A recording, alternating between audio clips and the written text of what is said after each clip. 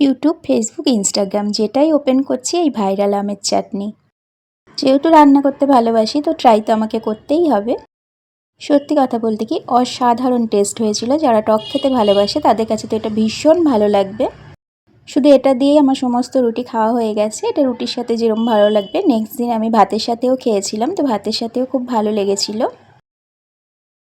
রেসিপিতে চলে যাই। আসসালামু আলাইকুম everyone, welcome back to my channel Ishan's mom happiness. একদমই বেশি জিনিস এখানে লাগছে না। টমেটো, আম, কাঁচা লঙ্কা, রসুন আর পেঁয়াজ সবগুলোকে কেটে নিয়েছি। রসুনগুলোকে ছাড়িয়ে নিয়েছি। আমটাকে খোসা শুদ্ধই দুটো টুকরো করে নিয়েছি, কুসুমটা ফেলে দিয়েছি। অল্প একটু তেল দিয়েছি কড়াইয়ের মধ্যে, সরিষার তেল। এরপর আমগুলোকে এইভাবে দিয়ে দিলাম, টমেটোগুলোকেও দিয়ে দেব।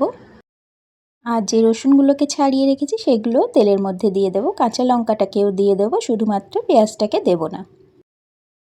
এত ভালো হয়েছিল এটা খেতে, মানে এখন ভয়েস দিচ্ছি, ভয়েস দিতে দিতে আমার আবার খেতে ইচ্ছে করছে। তেলের উপর সবগুলোকে দিয়ে ঢাকা দিয়ে 5 মিনিট রেখেছিলাম। 5 মিনিটে আম টমেটো খুব ভালোভাবে সিদ্ধ হয়ে যাবে। আর পেঁয়াজটাকে যে দিইনি একটু দেখিয়ে দিলাম। একটা দিক খুব ভালোভাবে ভাজা হয়ে গেছে, তো এইভাবে করে আমি উল্টে দেব সবগুলোকেই, আমগুলোকে আর টমেটোগুলোকে। আর এইরকম একটু লালচে লালচে করেই আমটাকে ভাজতে হবে, তাহলে একটা স্মোকি ফ্লেভার থাকবে, খুব ভালো লাগবে। দুটো দিক খুব ভালোভাবে ভাজা হয়ে গেছে। গ্যাসের ফ্লেমটাকে অফ করে দিলাম। একটু ঠান্ডা হওয়ার জন্য অপেক্ষা করব। এরপর এগুলোকে পেস্ট বানিয়ে নেব। এর জন্য একটা গ্রাইন্ডার জার নিয়ে নিয়েছি।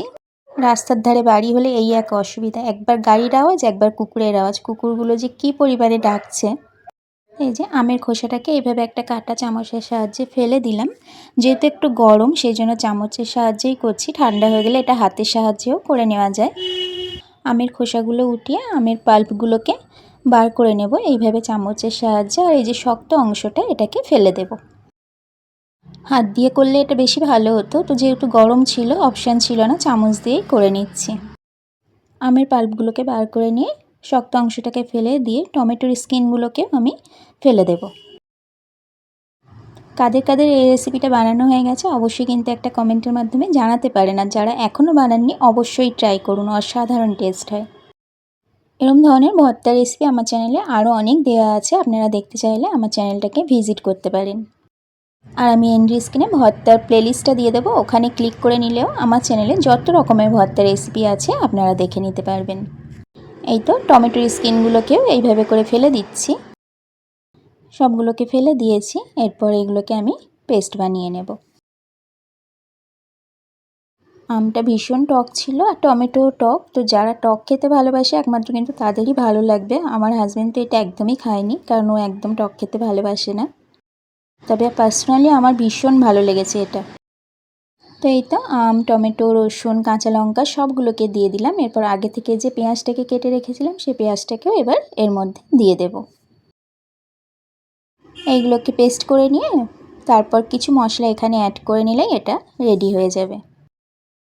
এই তো এটা খুব সুন্দরভাবে পেস্ট করা হয়ে গেছে। এটা একটা পাত্রের মধ্যে আমি শিফট করে নেব।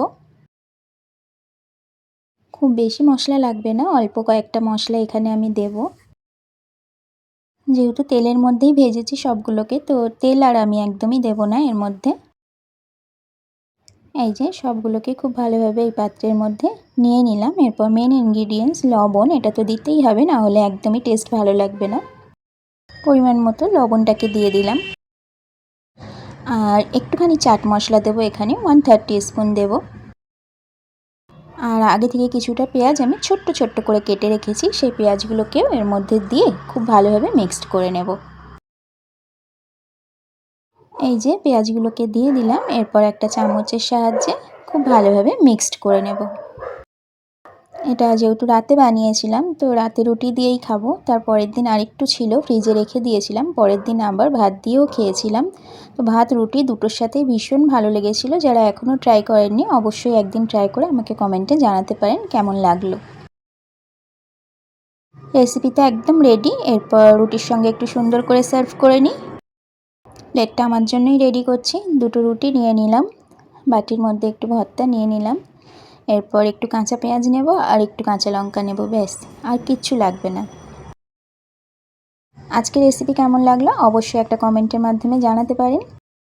আমার নেক্সট রেসিপির আপডেট পেতে আমার চ্যানেলটাকে সাবস্ক্রাইব করে রেখে পাশে থাকা বেল আইকনটা প্রেস করে রাখতে পারেন। এতে করে আমি যখনই নতুন ভিডিও আপলোড করব আপনার কাছে সাথে সাথে নোটিফিকেশান পৌঁছে যাবে।